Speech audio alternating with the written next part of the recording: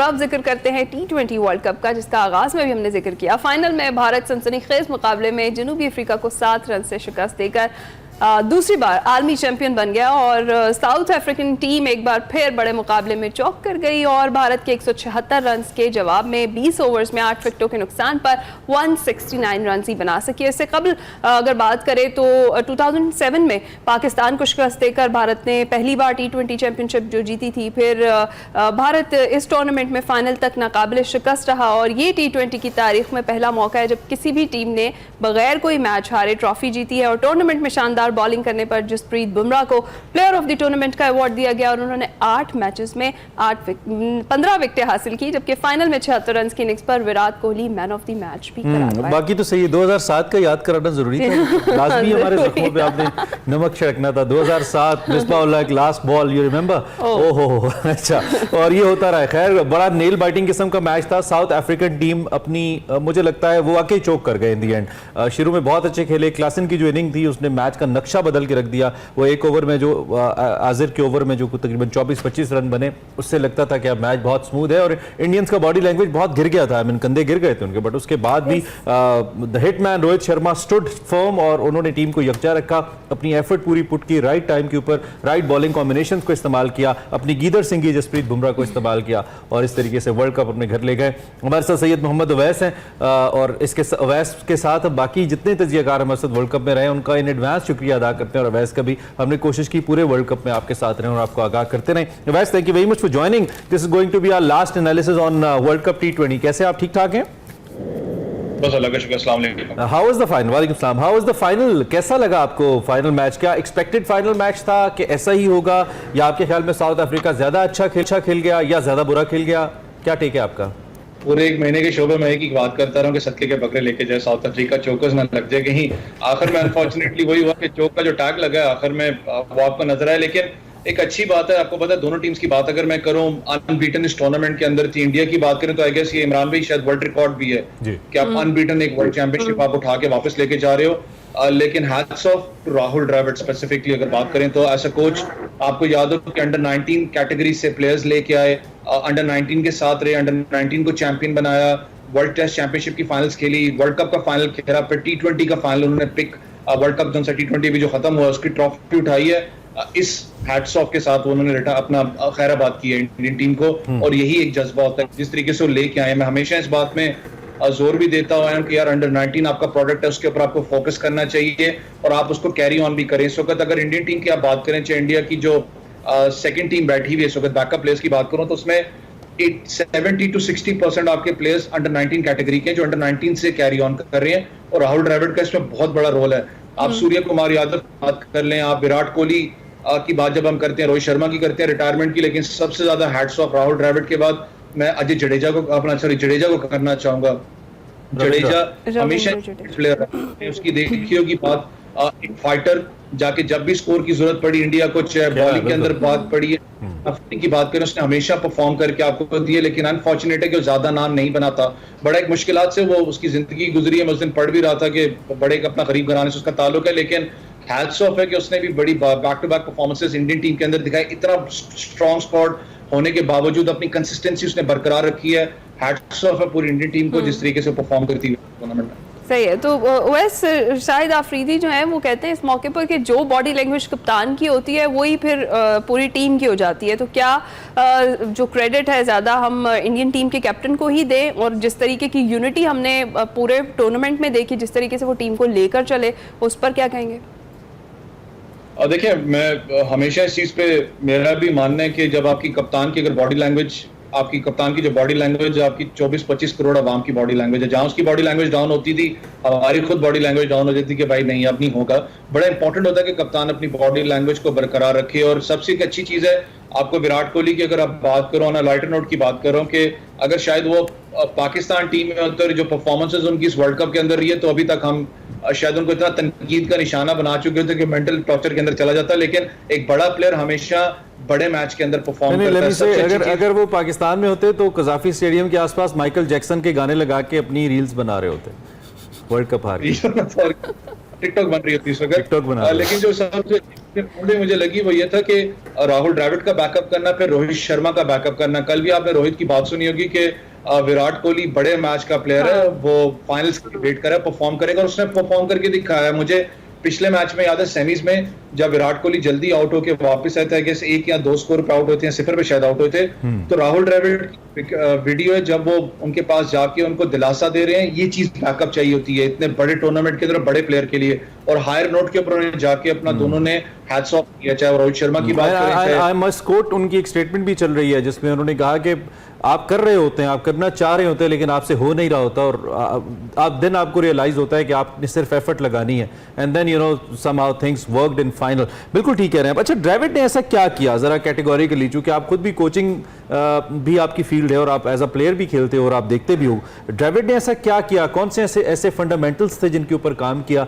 कि अब Indian team एक इनविंसिबल टीम हमें नजर आती है। उन्होंने बॉलिंग जो कहीं एग्जिस्ट ही नहीं करती थी इंडिया की, उन्होंने ऐसे स्टार बॉलर्स बना दिए हैं। जसप्रीत बुमराह तो ऐसे लगता है कि ही इज नॉट प्लेएबल, ऐसा तब सभी बैटर्स के लिए, जिसके खिलाफ जाता है जबरदस्त परफॉर्म करता है। इसी तरह बाकी प्लेयर्स भी बहुत अच्छा खेल रहे हैं। ऐसा क्या किया द्रविड़ ने जिससे ये रिजल्ट्स आए?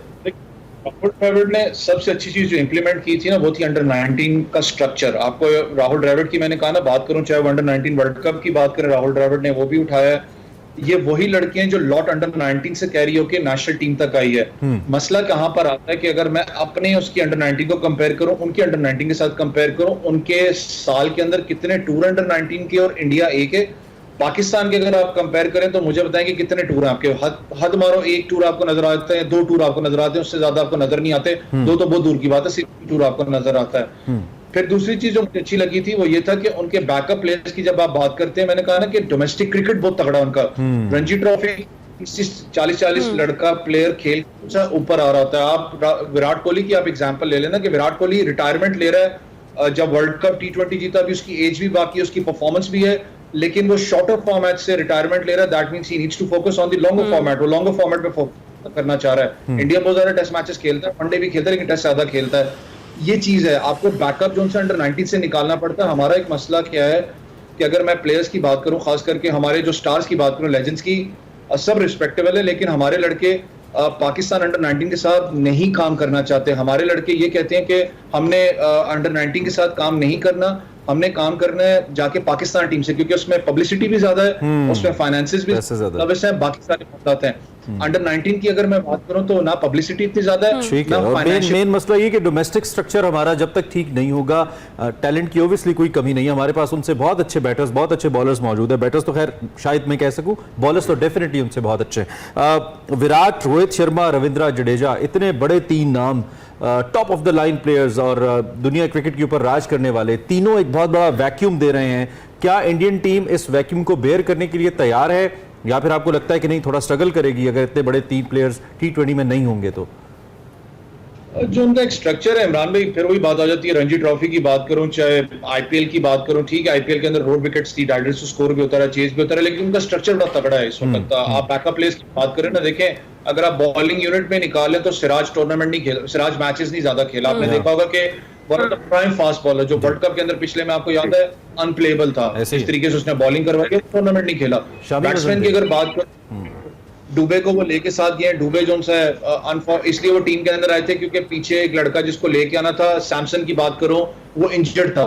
उनके पास लड़के बैकअप प्लेयर्स बहुत तगड़े मौजूद हैं इस वक्त इंडियन टीम के अंदर। तो लेकिन जो एक वैक्यूम होता है एक सीनियर प्लेयर का, और खास करके वर्ल्ड क्लास प्लेयर की बात करूं, विराट कोहली की बात करूं, रोहित शर्मा की बात करूं, उसको फिलअप करना इतना आसान नहीं होता।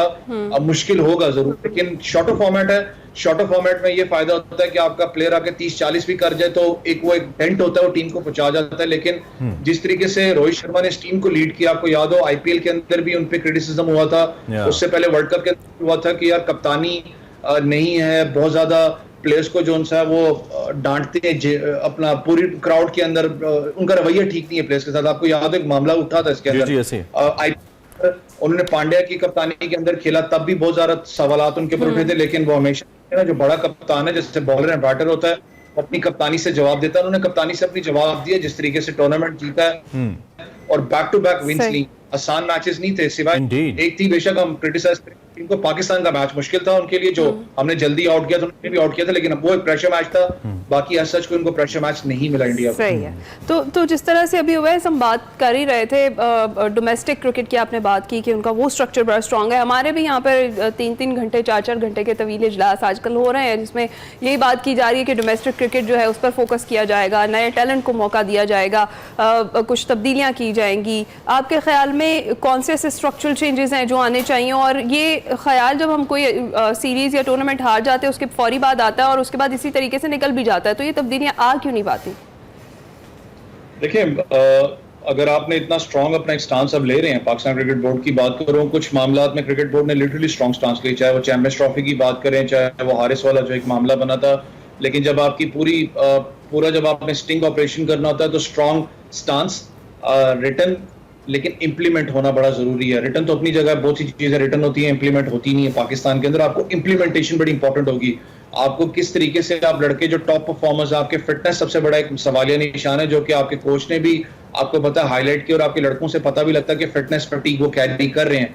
आपको फिटनेस के ऊपर कितना उनको स्ट्रक्चर्ड करना पड़ेगा, क्योंकि जितनी क्रिकेट इस वक्त दुनिया के अंदर हो रही है, फिटेस्ट प्लेयर ही कामयाब रहता है, वरना अगर आप अनफिट हैं तो आप ज्यादा कैरी नहीं कर सकते अपने आप को। चाहे आप इंटरनेशनल की बात करें, चाहे लीग क्रिकेट की बात करें, आपको अपने आप को कैरी करना पड़ता है फिटनेस के साथ। फिर दूसरा, जो आपके टॉप परफॉर्मर्स इस वक्त डोमेस्टिक के अंदर हैं, आपके जो लड़के सारे के सारे पाकिस्तान के प्लेयर्स हैं, अच्छी बात है अगर आप इसको इंप्लीमेंट करो कि इनको कहो कि वापस जाओ डोमेस्टिक के अंदर, आपने बाकायदा डोमेस्टिक मैचेस खेलने हैं, वहां जाके बेशक आप हंट करो नए प्लेयर्स के लिए, अपनी परफॉर्मेंस भी आपकी जज होगी। और अच्छी बात है जो एक डोमेस्टिक का प्लेयर है उसका भी आप कह सकते हो कि उसका ना मोराल थोड़ा सा बुलंद होता है कि हाँ यार बाबर आजम खेल रहा है, बाबर को अगर मैं 2-3 दफा आउट करता हूं तो शायद मैं हाईलाइट हो सकता हूं, क्योंकि ऑब्वियसली वो कप्तान भी है, बड़ा प्लेयर भी है। इसी चीज से आपके लड़के हाईलाइट होते हैं, मोटिवेट भी होते हैं। और मुझे लगता है थोड़ी जिम्मेदारी है वैसे अवाम की भी है कि वो अनड्यू क्रेडिट्स देना बंद करें, बिला वजह लोगों को स्टार बनाना बंद करें उनकी परफॉर्मेंस की बेस पे, not on the basis of their victories. I mean Jeet standard नहीं होती, परफॉर्मेंस स्टैंडर्ड होती है कि आपने परफॉर्म कैसा किया इन दी एंड। जीत तो फिर जारी बात है 2 में से 1 ही जीता है। साउथ अफ्रीका भी बुरा नहीं खेला, अनबीटन रहे, वर्ल्ड कप फाइनल तक पहुंचे, फाइनल हार गए। पिछली दफा इंडिया अनबीटन रहा था और फाइनल हार गया था। परफॉर्मेंस अच्छी थी, जीत उनके हिस्से में नहीं आई, तो जीत इज नॉट क्राइटेरिया। अच्छा, एक मुझे अब चूंकि साउथ अफ्रीका का मैंने जिक्र किया, बड़ी ज्यादती होगी हम अगर उनकी बात ना करें।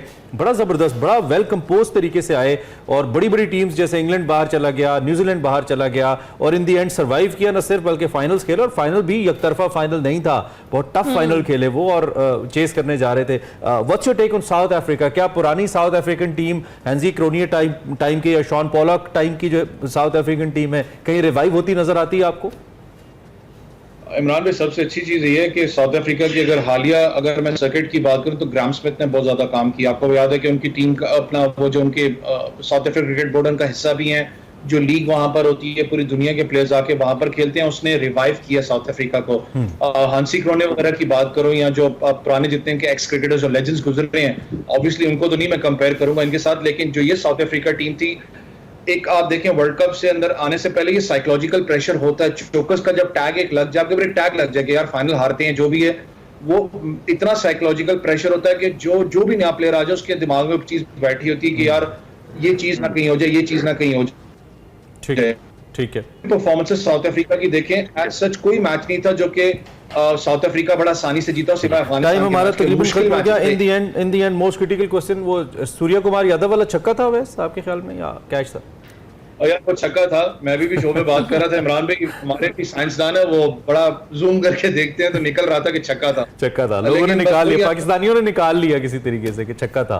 बहरहाल that was a brilliant effort, I must say. इतने क्रूशियल टाइम के अंदर इतने प्रेशर में इतना अच्छा कैच लेना, आई थिंक बहुत ही जबरदस्त था। और बाकी क्रिकेट में चलता है, एक हीट ऑफ द मोमेंट के अंदर चीजें गुजर जाती हैं। Thank you very much Awais, बहुत शुक्रिया आपने क्रिकेट पे बात की और वर्ल्ड कप के हवाले से आई बिलीव हमारा ये आखिरी तजिया था जो आपके सामने हमने